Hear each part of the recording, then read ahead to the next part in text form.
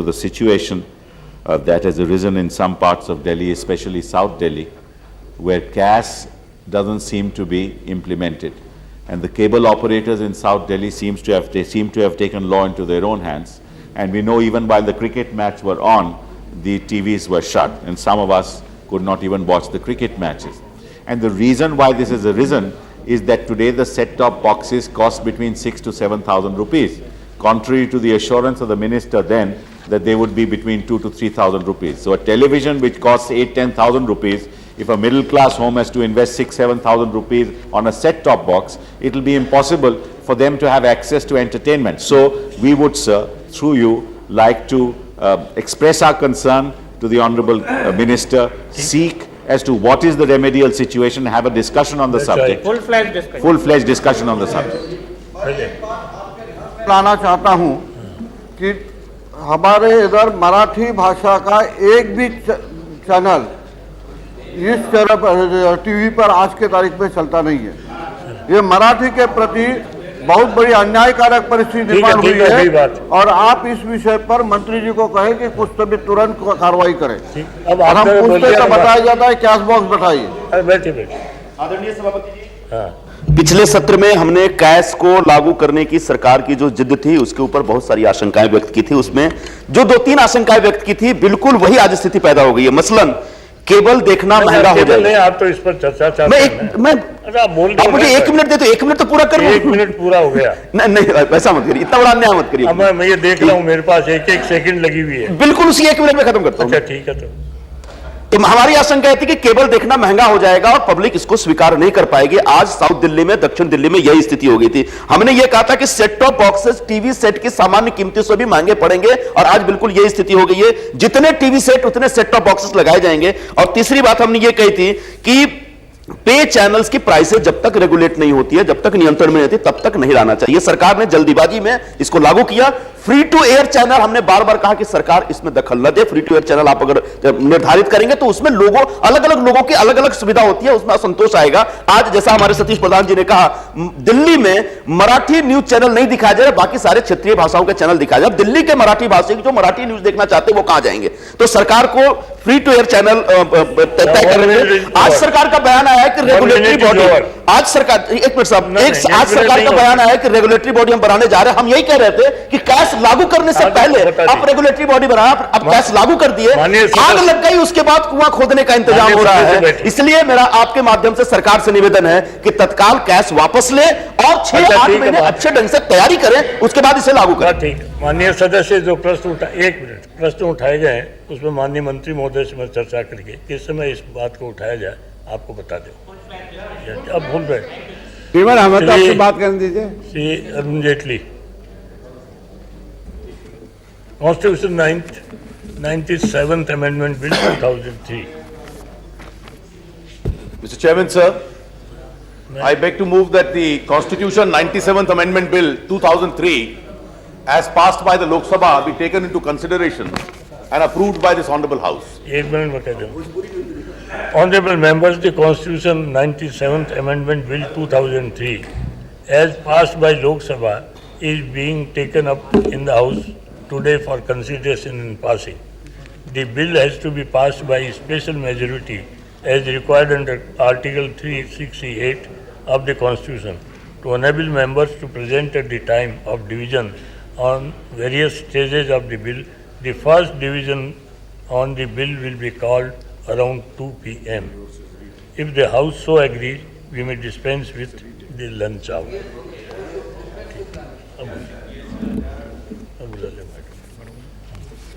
Sir, on 1/3/1985, the 52nd Amendment to the Constitution came into force. On basis of the political wisdom that prevailed in these houses, when the 52nd Amendment had come into force, two different thoughts were harmonized into the legislation. The first being that defection from one political party to the other was considered a constitutional impropriety and therefore it attracted penal consequences in terms of disqualification. The second was that some space be left in case there is a political controversy and a need for a voice of conscience, and therefore a provision with regard to split was introduced in the constitution. In fact, there is a provision with regard to split of a political party and merger of two political parties as far as the 52nd Amendment is concerned. So now we are wiser with the experience of having worked that legislation out for the period of last 18 years. As far as the provisions of merger is concerned, there seems to be a broad consensus in the political parties and the body politic that the provisions regarding merger have not created any serious problems as far as the functioning of the 52nd Amendment is concerned. As far as provisions with regard to split are concerned, the general experience, of course there have been exceptions also, has been that it is smaller parties which have normally split. Splits have not taken place for the purpose for which splits were originally intended, but splits have generally taken place in order to split some political parties and get some individuals into the for the purposes of governance. Now this experience enabled the government to consult various political parties as to whether time had come to delete paragraph 3 altogether with regard to the splits itself. The government had introduced this legislation, therefore deleting the provision with regard to split contained in paragraph 3 on the 5th of May this year. The issue was referred to the standing committee, and I am very grateful to the chairman of the standing committee, Shri Pranab Mukherjee, and the members who in a record time on the 5th of December itself returned a report. They not only approved some of the suggestions that the government had placed before this house, but have also reached a consensus and improved upon some of those suggestions. Each one of their suggestions has been fully accepted by the government. And therefore, the bill as approved by the Lok Sabha today seeks to delete paragraph 3 with regard to splits altogether. Therefore, if any person defects from a political party, the consequence would be that the speaker or the chairman would have no option but to disqualify his membership. There are also certain other suggestions which have been made with regard to non-holding of any ministerial office, and this has been necessitated because even if you are not a member, you can for 6 months be a minister without being a member. Even that situation has been obviated by putting a specific provision itself that you can't be a minister. There is a new concept of a remunerative political post which has been introduced. So a disqualified member could be accommodated by some indirect route and given a remunerative political post. Even that has been debarred under the provisions of this particular amendment which has been made. Sir, previous expert bodies which have gone into this question, we had in 1990 the Dinesh Goswami Committee, then we had the 170th report of the Law Commission in 1999, and in the year 2002, we had the commission formed to review the functioning of the Constitution. All of them had suggested a relook as far as this provision is concerned. The second limb of this amendment, sir, which is indirectly related to the first limb itself, seeks to restrict the size of the Council of Ministers. Earlier, the Administrative Reforms Commission had suggested that normally the size of Council of Ministers should be 10% of the legislative strength of the lower house itself. Now, this was not put into effect because it was considered to be a healthy convention, but at times political parties, those in governance, particularly coalition governments, found it difficult to adhere to that size. The government had introduced this law suggesting 10% and making a distinction in cases where there is a unicameral house or a bicameral house. But the standing committee went into this question and thought that this distinction itself is not required, and therefore has suggested a uniform criteria that the strength of each house, that the strength of Council of Ministers should be 15% of the lower house. Now this was realized also by the members of the standing committee could create some kind of an anomaly, particularly in smaller states where the assembly itself may comprise of 40 or 60 or 90 members, and therefore there could be a problem created in some of those states. So they have permitted for all those states which would have less than a particular kind of members, that the minimum size which they have permitted to those states is 12. And that recommendation has also been accepted by the government and is a part of this amended bill itself.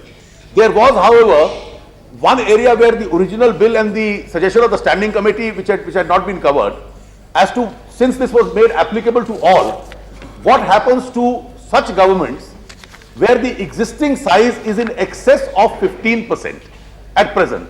Do we give them some time in order to bring down their size in consonance with the constitutional requirement? Therefore, the amendment now provides for that those governments where the size at present on the day of coming into force of this constitutional amendment is more than 15% would over the period of next 6 months be required to bring the size of their Council of Ministers within the 15% criteria itself. With these few words, sir, Madam, I commend to this House that this bill be taken up for consideration and approved by this House. Motion moved. Shri Pranab Mukherjee. Thank you, Madam Deputy Chairperson, for giving me this opportunity to say a few words on this bill. At the very outset, I would like to express my gratitude to the government for accepting most of the recommendations of the standing committee, which I have the privilege of chairing, and some of the suggestions which we have made in the report have been accepted and acted upon by the government. Madam, while welcoming this bill, I would also like to point out that this speaks to some extent the degeneration in our political culture, which has compelled the government to bring this bill and which has compelled the standing committee to respond to that bill. I am not going into the Act of Government of India Act 1935, which limited the number of the Council of Ministers. In those days, of course, it was not called Council of Ministers, but it was Viceroys or Governor General's Council. Governor General in Council, that was the designation, but the number was limited to 10. And this issue was debated in the Constituent Assembly. And some honorable members suggested that the number of the Union Cabinet should be limited to 15. While responding to that debate, the maker of the Indian Constitution, Dr. Babasaheb Ambedkar, pointed out that I would not like to put Prime Minister in a straitjacket. If any Prime Minister considers that he can conduct the business of the state with a lesser number, why should I ask him to have a number like 15? Or if a Prime Minister considers that business of the state, to conduct the business of the state requires larger number, the Prime Minister should have the opportunity. And same is the case with Chief Minister, because what is Article 75 in respect of the Union Government, corresponding provision is Article 164 in the state government. And we have illustrations, I would rather say illustrious examples. One of the most well-administered state in post-independent India was Madras, now Tamil Nadu. And it was run by only 7 ministers, Kamraj Nadar was the Chief Minister. And it was considered as one of the most well-administered state. I remember of my own state, West Bengal, Dr. B.C. Rai was the Chief Minister, and he managed the state with 11 to 15 members when the house, strength of the house was 240 to 280. Even we had built up a culture in West Bengal in those days. When the first United Front government came to exist with 13 parties, but the number of ministers were limited to only 15 in a house having a strength of 280. And just at that point of time, West Bengal had bicameral legislation. There was West Bengal Legislative Assembly, there was West Bengal Legislative Council, and Legislative Council was abolished after 2 years. But there was no problem of managing a coalition of 13 parties with 15 members. But unfortunately today what has happened, when we were examining this bill in the standing committee, we found that out of 30 states which are in India right now, only 3 states are having number of ministers less than or around 10% of the total strength of the popular house. Therefore, it was considered necessary that there should be a limit. And standing committee, unfortunately I must place on records the appreciations of the members of the standing committee, which represents all political parties, and all of them, and one honorable member sitting just in front of me, Mr. Singhal, who made very valuable contribution in formulating, like my colleagues Mr. Bhardwaj, Mr. Kapil Sibal, in formulating and arrive at a consensus in the committee stage, that let us not go to both houses, let us examine what would be the exact number if we limit it to the percentage of the lower house. And we calculated that if we take 10% of Lok Sabha and Rajya Sabha taken together, the total permissible limit would be 79, and if we take just 15% of lower house 545, then the permissible number would be 82, and therefore it was considered, and similarly we took into account of UP, Karnataka, Bihar, where the Maharashtra, where the legislative councils are also there, and we found that 15% of the lower house would be adequate and it meets the purpose, and that should be available. Of course, we did not consider the amendment which Honorable Minister has brought, what would happen, because to be very frank, I can share this with the Honorable Minister and the House. We wanted that this should be put into operation immediately, and we knew that it is a constitution amendment.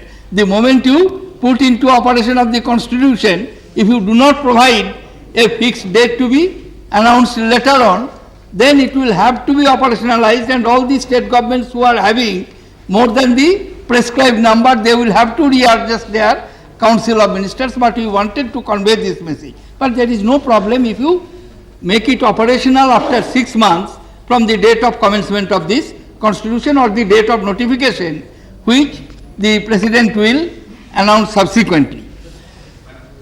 The difference between making it operational by an executive discrete notification and by making it operational on a given date by a constitutional provision itself. In case of the constitutional provision, the government will have no choice but to make it operational. In case of an executive notification, you may have pulls and pressures coming for deferring the date. Okay. But the objective is the same, that we would like to keep the numbers, but most important part of this is the defection. And I do entirely agree with the Honorable Minister that in the name of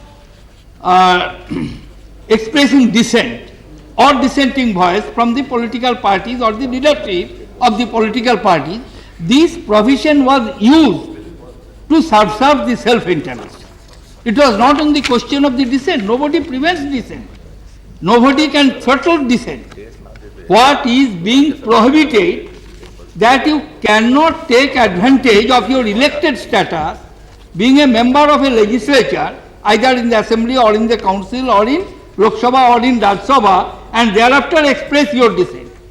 If you genuinely feel that you do not agree with the views of the political party, the most respectable course left to you would be, you resign from the party, you resign from the membership, and you seek the mandate on that limited issue. Even a limited mandate could be obtained. Umpteen number of cases could be cited.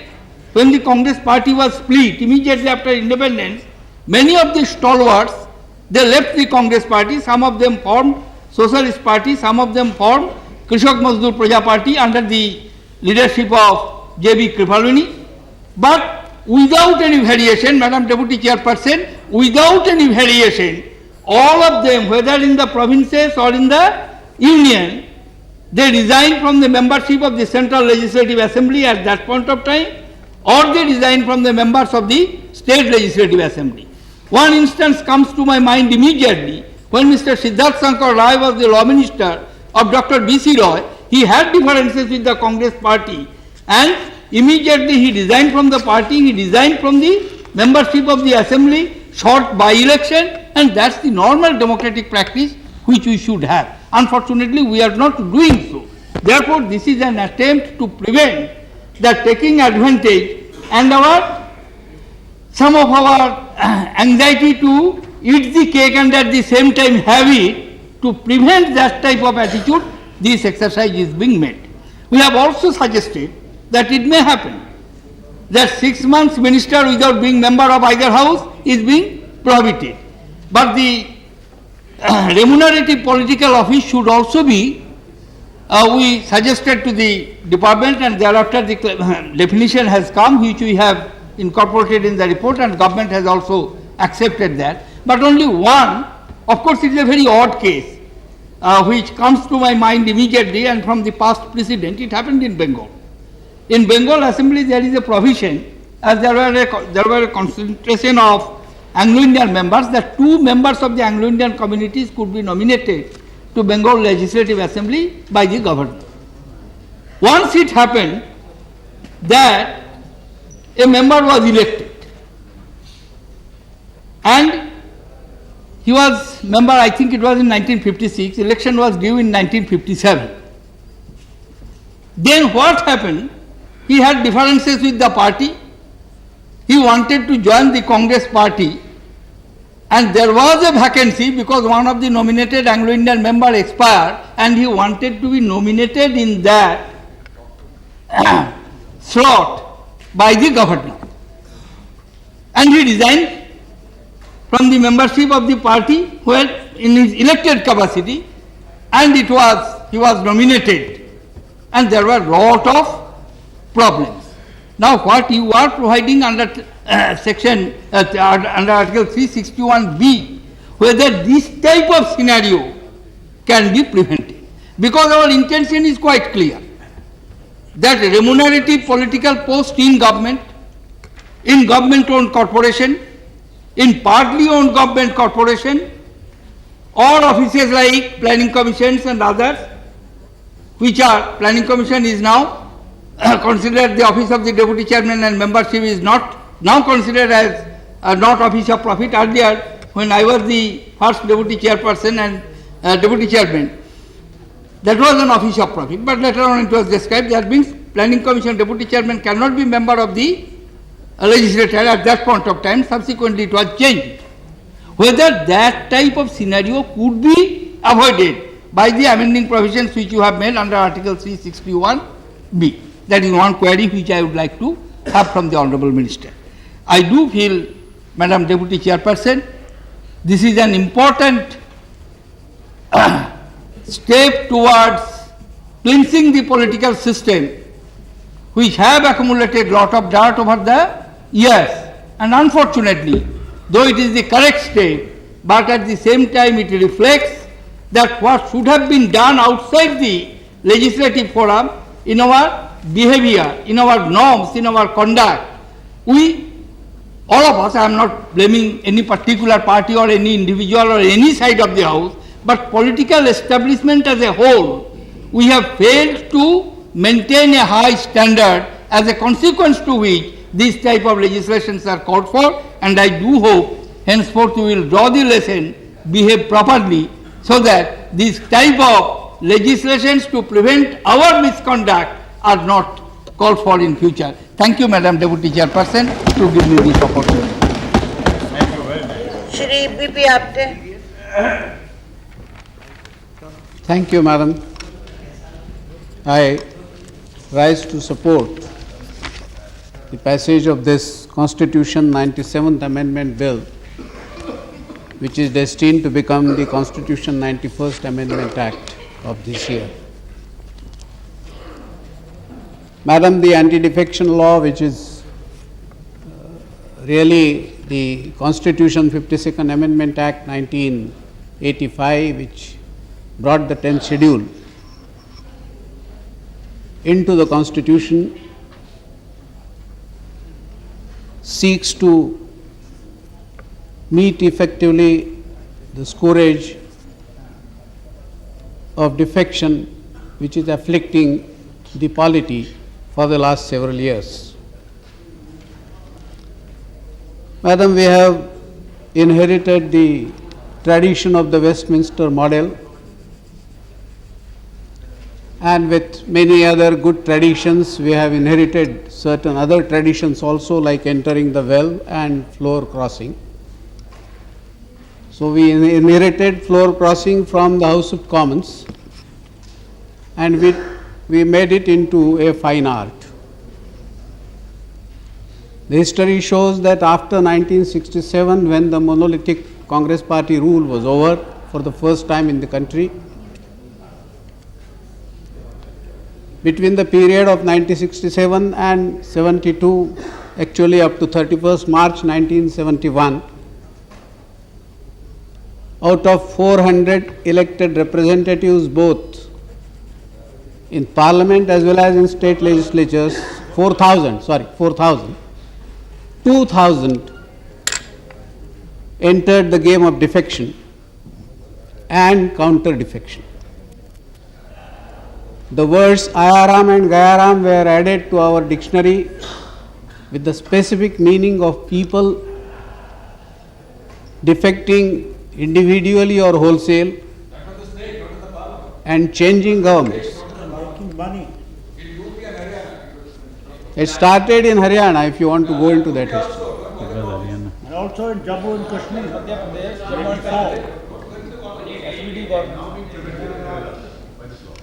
Madam, this represents the unity of the country, that we are bad everywhere and maybe we are good everywhere.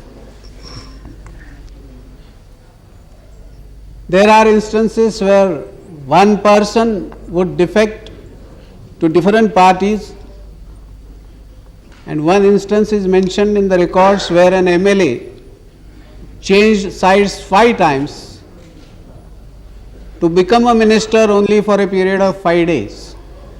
Enough to make money. Madam, in fact, that is why the 10th schedule was brought on the statute book by the 85 amendment, but unfortunately it brought in its wake a totally undeniable result because of the inclusion of paragraph 3 by those who talked of ideology and split, of conscience and different kind of opinion to be generated after you get elected. That is how paragraph 3 came in the 10th schedule, and what was to be a medicine became a malady. The rule only changed, you can't defect in retail, you have to do it wholesale. And again, history shows that probably in spite of the 10th schedule or because of paragraph 3 in the 10th schedule,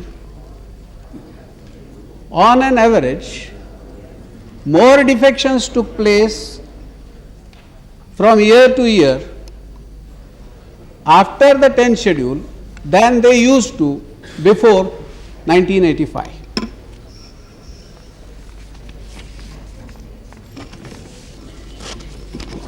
The significant examples were the legislatures of, particularly of Manipur and Goa. They contributed greatly to the law of defections. All the cases which the Supreme Court ultimately decided arose either out of Manipur or out of Goa. And after the last Manipur elections, we saw that even before the assembly was convened, there were a couple of splits and combinations. Goa witnessed the same thing, and therefore, in fact, when last time elections were contested, they were contested on the ground of governance, stability, anti-defection, and people of Goa taught a lesson to habitual defectors and brought in a stable government which assured that there will not be any defections. In a way, therefore, defections contributed to political parties going to the question of governance simpliciter. Probably because of this wide experience about defections, we have various recommendations which are mentioned in the statement of objects and reasons, everyone saying that this has to be stopped in spite of 10th schedule being already on the statute book. The Committee on Electoral Reforms, which is known as the Dinesh Goswami Committee, which gave its report in May 1990, the Law Commission of India in its 170th report on reforms of electoral laws, which were given in 1999, And the National Commission to Review the Working of the Constitution gave its report on March 31, 2002. In that report also, it was recommended that paragraph 3 ought to be deleted from the 10th schedule. Madam, these recommendations ultimately are brought into practice, and we have the bill with us which is already passed by the Lok Sabha. The need for this kind of a stringent law is really a commentary on the political class of this country and the political culture which has developed during the last 50 years. In many democracies, madam, now there is a talk of a kind of a post-ideological world. Last few elections in England saw that the difference between the Conservatives and the Labour in terms of political ideology or in terms of economic ideology, the difference is withering away, and both are talking in terms of same political and economic objectives. Same applies to the competing political parties in America, the Democrats and the Republicans. The ideological dividing lines are disappearing.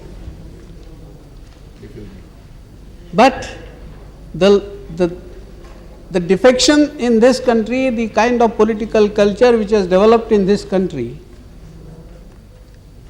has brought a different post-ideological scene where such persons, such unscrupulous politicians are not bothered about ideology or not bothered about the future of the country, but are bothered about their own selves.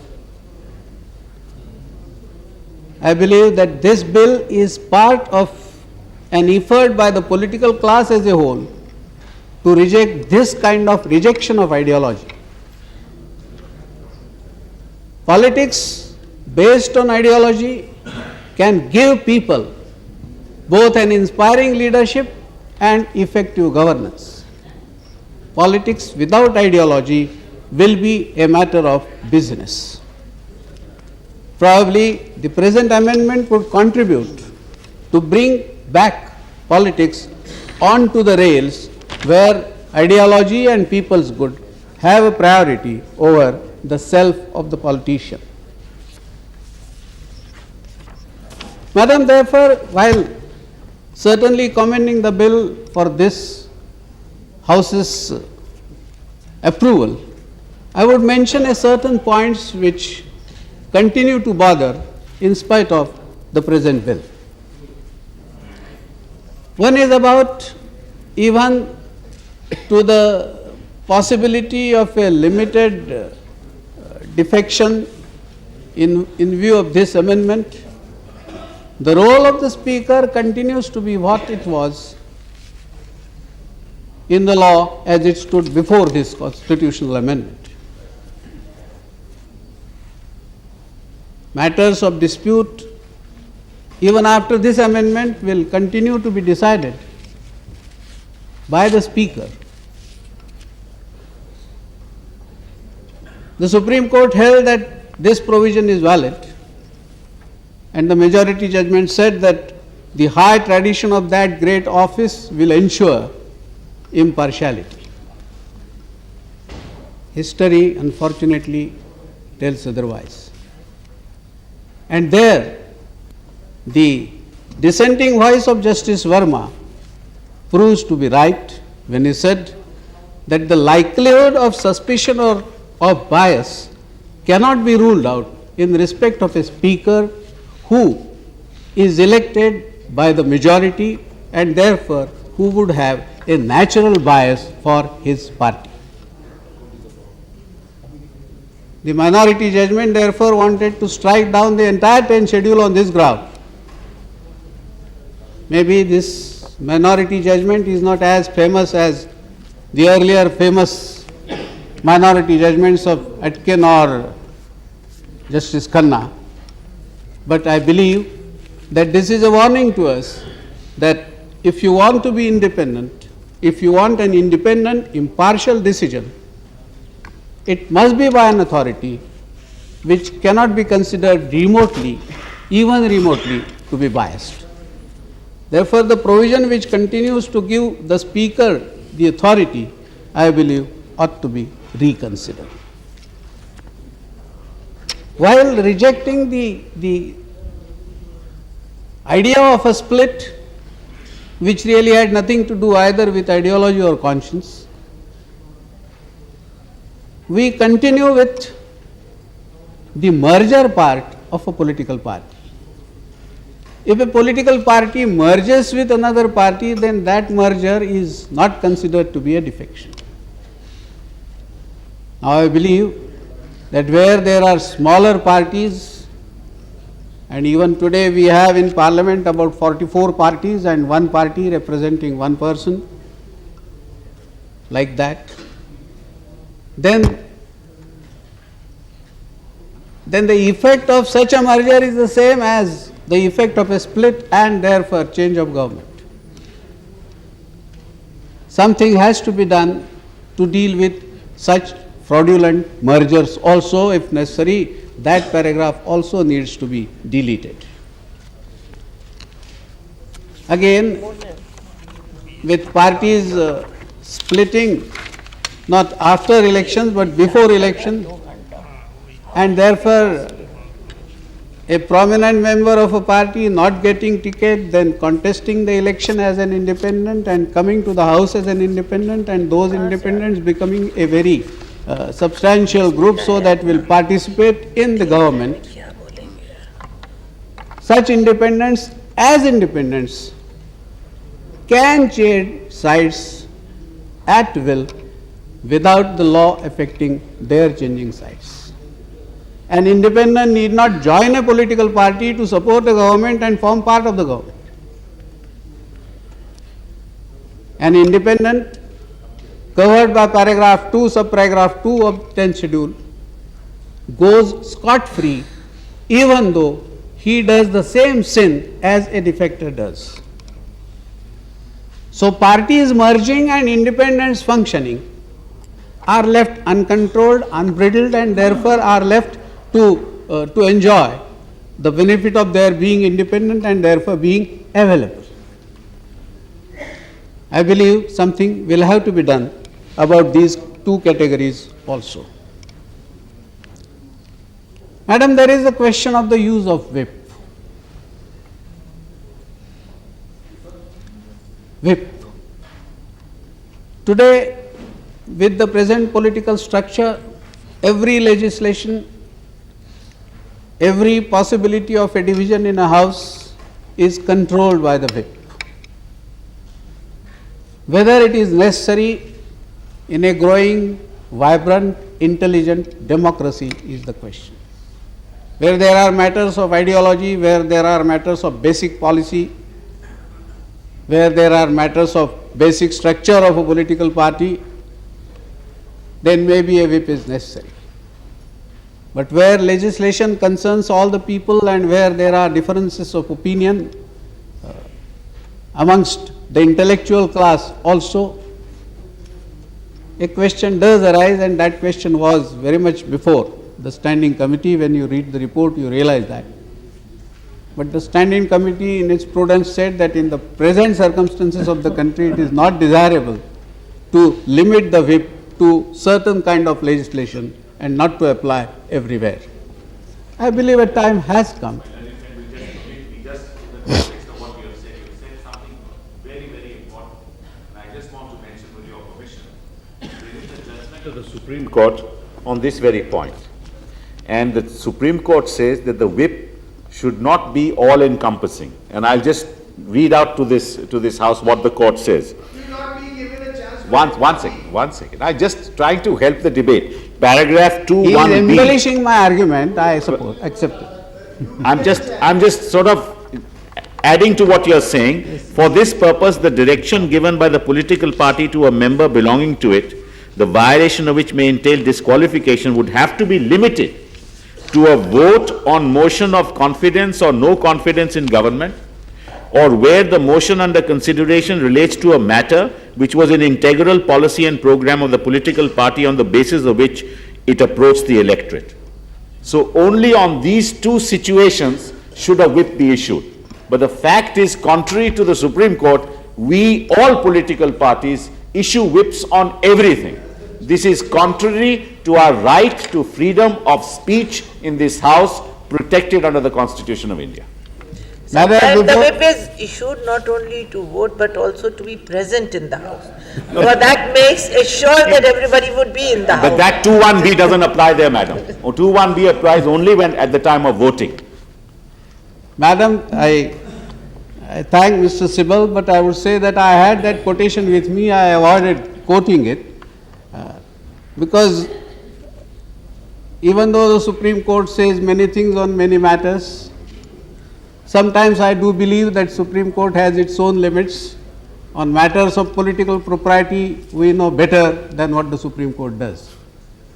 Therefore, it is this House which decides and not the Supreme Court about how political parties should behave. I believe that is a limit which the Supreme Court ought to appreciate, and it should be considered sometime.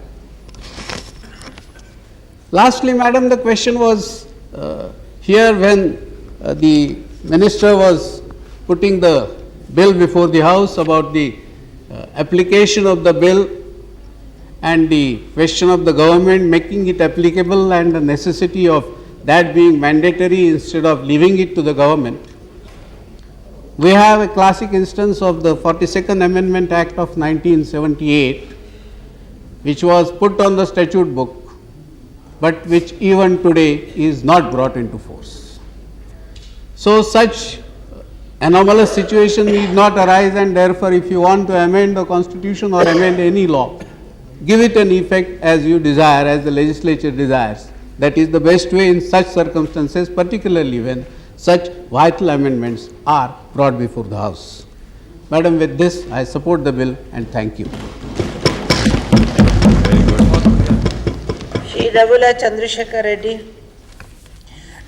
Before you start, I want to bring to the notice of the House that Business Advisory gave 2 hours for this discussion. And as it is amendment and it have constitution amendment, we need the requisite number of people at a particular time. I heard the chairman announcing, Honorable Chairman said that 2 o'clock probably we'll have the voting.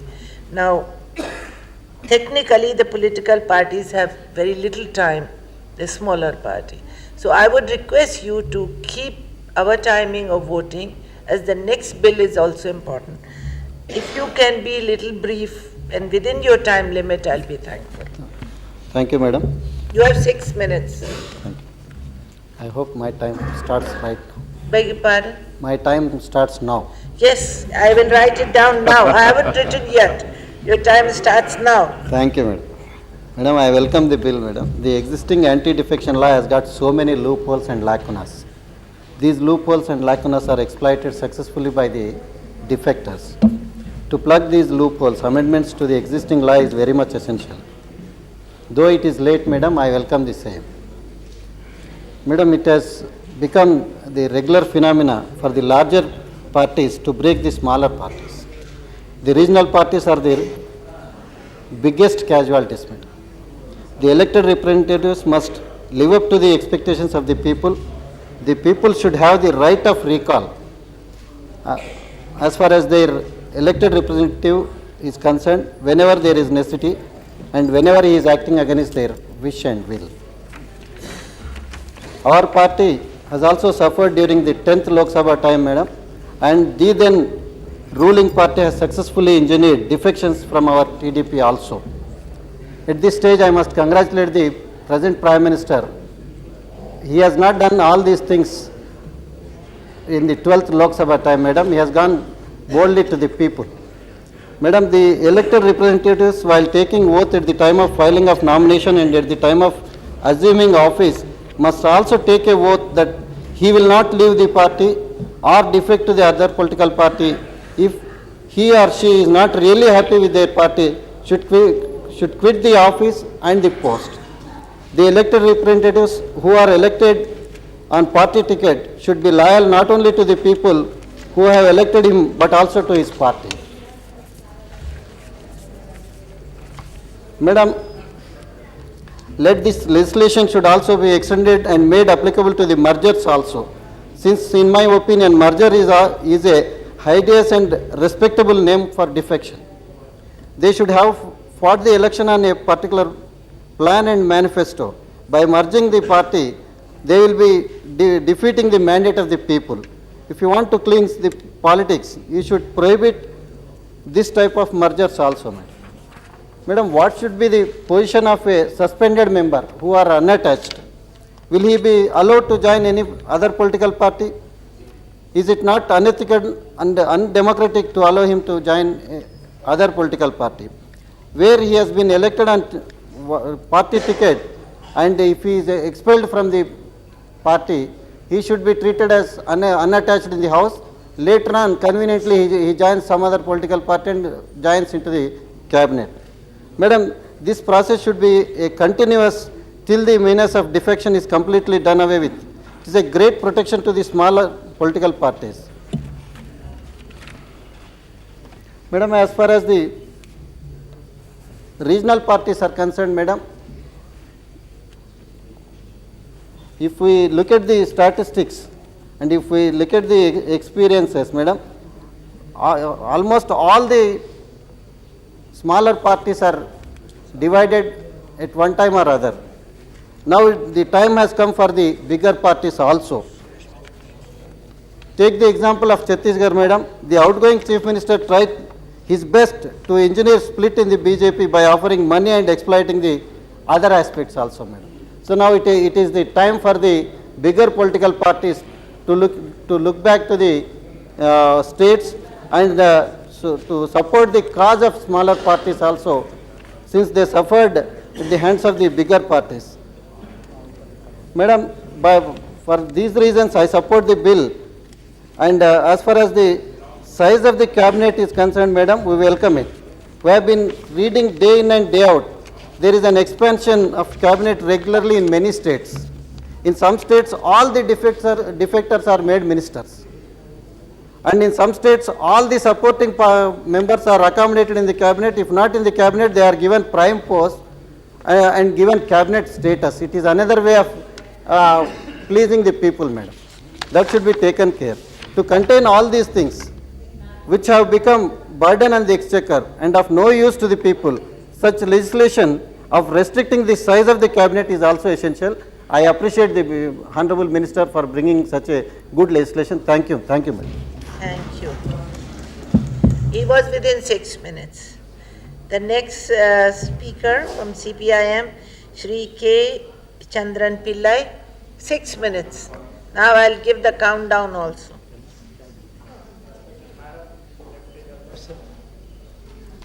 While participating in this discussion on the Constitution Amendment Bill, because of the broad positivity of the two major elements which we are amending, I am supporting. But at the same time, certain aspects I want to put in the House. One is regarding the size of the ministry. Now the proposal is 15% of the lower house. I am with a view, this can be reduced further to 10%. And the basis of my argument is, we all are committed for decentralization to the possible maximum extent. While doing decentralization, there is a potential possibility of reducing the portfolios at center and in states. Now the sanctity of this 15% is a point for discussion, I think. Now it is very convenient for the center This 15 is matching with the present situation. And this is a ministry which is biggest in our history, I think. Of course, beyond 15, through this measure we are barring. That is a good sign. But at the same time, I can cite an example of our coalition ministry experience of Kerala during 96-2001. LDF ran that government with 10%, 14 ministers. So this 15, since it is a proposal coming through the standing committee on a consensus basis, there is limitations for such a thing now. But for the purposes of a broad thinking and future, this 15 is to be reduced. That is my one point. Second thing is regarding the defection questions. My opinion is that a kind of piecemeal deal is occurring in this area. Of course, so many authentic reports are there in support of these two amendments. Dinesh Goswami committee report is there, Law Commission report is there, National Commission for the functioning of the Constitution and its review is there, and now the standing committee report is also with us. But one thing we have to take seriously, during the committee led by Indrajit Gupta, the great parliamentarian, he made a suggestion of financing elections by the government. While looking to the root cause of defections, we can see it is because of the devaluation of the general values which we are trying to keep up and the degeneration in the political arena. Mainly, big parties are encouraging the defections. Of course, personal aspects are there for petty profits or say offices. They are working in that direction. But at the same time, mainstream parties are also contributing in a heavy way for defections. That is our experience. After 85 amendment and new enactment, last 18 years, we are rich in our experiences, both in states and in center. So that part also to be considered. Financing of elections. In that way, a comprehensive amendment is actually required in future. And the right of people to recall a elected representative while he is defecting from the declared manifesto or say the ideology or say the party position, that is to be incorporated really if we want to check defection. The right to recall is a genuine democratic extension in a democracy of ours or type of ours. So my plea is that the right to recall a defecting member before by the electorate is also to be taken care. And another aspect is politicians are not now getting the deserved respect from the society in general. It is not there, though they deserve. It is a contribution of multiple factors. Within the house alone, we can't rectify that. It is outside also.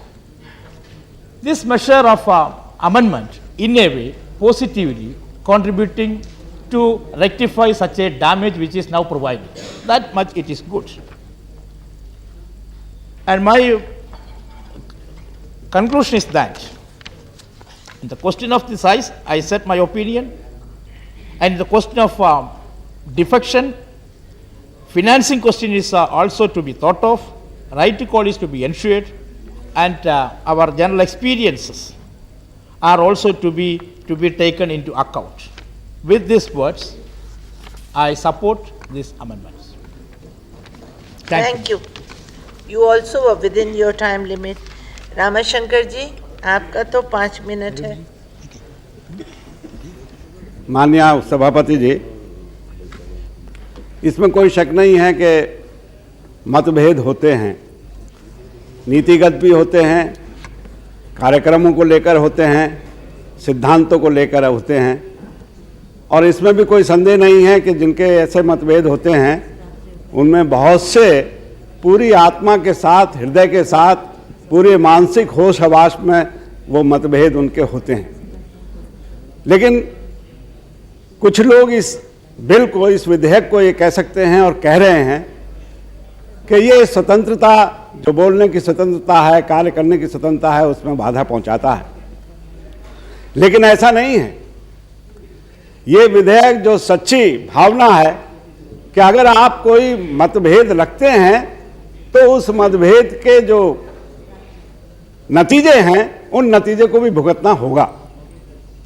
Samajwadi आंदोलन के पुरोधाओं ने, हमारे नेताओं ने इस मिसाल को आजादी के 1 साल के अंदर ही प्रस्तुत कर दिया था।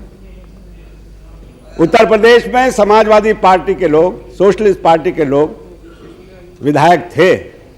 आचार्य नरेंद्र देव उस विधायक दल के नेता थे। हम लोग 46 में जो चुनाव लड़े थे वो सोशलिस्ट कांग्रेस पार्टी के होने के नाते कांग्रेस पार्टी से लड़े थे, और जिस समय कांग्रेस से सोशलिस्ट पार्टी अलग हुई 48 में ही आचार्य नरेंद्र देव के नेतृत्व में सोशलिस्ट पार्टी के सारे विधायकों ने इस्तीफे दे दिए थे, मिसाल कायम की थी। लेकिन उस मिसाल को दुर्भाग्य है कि हमारे देश के नेताओं ने, हमारे देश के राजनीतिक कार्यकर्ताओं ने उसको नहीं माना, और इस तरह से जो कार्रवाइयाँ हुई हैं, जिस प्रकार से डिफेक्शंस हुए हैं, उससे हमारे लोकतंत्र को बड़ा भारी धक्का लगा है और बहुत कलंक लगा है। मैं इस विधेयक का समर्थन करने के लिए खड़ा हुआ हूँ, हम इसका समर्थन करते हैं। लेकिन मैं ये बात जरूर कहना चाहता हूँ कि इस विधेयक में आपने स्पीकर महोदयों की शक्ति के संबंध में और या उनके कार्यकलापों के बारे में पिछले दिनों में जो कुछ हमने अपने देश में देखा है उसको ध्यान नहीं दिया। बड़ी विचित्र विचित्र मिसालें हैं। मैं उसका नाम नहीं लेना चाहता, मैं उस सूबे का नाम लेना चाहता हूं, लेकिन बड़ी विचित्र स्थितियां हुई हैं और ये स्थितियां आगे भी हो सकती हैं। उसका कोई भी संज्ञान इस सरकार ने नहीं लिया है कि उसको कैसे रोका जाए। हम स्पीकर की बड़ी इज्जत करते हैं, पूरा आदर करते हैं जहां तक हमारा सवाल है, लेकिन प्रश्न ये है कि जो स्थितियां रही हैं उन स्थितियों पर ध्यान ना देना भी हमारी अज्ञानता ही सिद्ध करता है। दूसरी बात मुझे ये निवेदन करनी है कि 15% की जो संख्या रखी है वो ज़्यादा है, उसको 10% ही रखना चाहिए था, लोअर हाउस से ही रखना चाहिए था, और वो पर्याप्त होती है। चूंकि पिछला भी जो अनुभव है, जो सरकारें रही हैं, उन सरकारों का भी अनुभव यही है कि जो छोटे मंत्रिमंडल रहे हैं वो ज़्यादा सक्षम रहे हैं और ज़्यादा उत्तरदायी रहे हैं बनिस्बत बड़े बड़े कैबिनेट बनने के। तो ये भी हमको ध्यान में रखना चाहिए था। और तीसरी बात मुझे मैडम ये निवेदन करनी है कि 6 मास का समय जो इन्होंने दिया है उन मंत्री परिषदों को, जिनकी संख्या जो मौजूदा आपने विधान किया है, जो मौजूदा आपने प्रावधान किया है, उस प्रावधान की दृष्टि से बहुत ज़्यादा है। इतना समय 6 महीने का, इसमें क्या करना है? क्रियान्वयन ही तो करना है। 1 महीना बहुत है, 1 महीने के अंदर आप इसको नहीं, वो मजबूरियां हो सकती हैं। ये 6 महीने तक की जो बात आप कह रहे हैं कि 6 महीने तक है, आप पहले भी कर सकते हैं, उसमें मजबूरियां हैं। क्योंकि हम इस बात को जानते हैं कि जहां जहां ऐसे मंत्री परिषद बने हुए हैं वहां वहां मजबूरियां उनकी हैं, उसके नाते बने हुए हैं। लेकिन अगर आपने ये ऑप्शन दे दिया कि 6 महीने के अंदर, तो वो निश्चित रूप से वो मजबूरियां उनके सामने आएंगी। इसलिए इस पर भी विचार करना चाहिए था। इन्हीं शब्दों के साथ मैडम मैं विधेयक का समर्थन करता हूं। Shri P.J. Narayanan, you'll have to limit your time to. Madam Deputy Chairperson, I rise to support this amendment. The proposed amendment to the Constitution of India with reference to Alexander साहब को बोलो इसके बाद Article 75 is a clear admission by the major political parties at all India level that they have no control over their elected representatives. In fact, इसके बाद में Alexander defection is an evil for democracy. Defection has been pampered, perpetrated and encouraged by political parties only to suit their convenience in clinging to power. Those who have encouraged defections have now brought down the image of politicians and other democratic institutions in the eyes of the public. Madam, defections have occurred mostly in Haryana, Goa, Manipur and Uttar Pradesh. In all these states, the hand of All India parties can be seen. It is their inability to control their lack of cadres that brought the 10th schedule of the Constitution to this pass and has also made amending the Constitution imperative.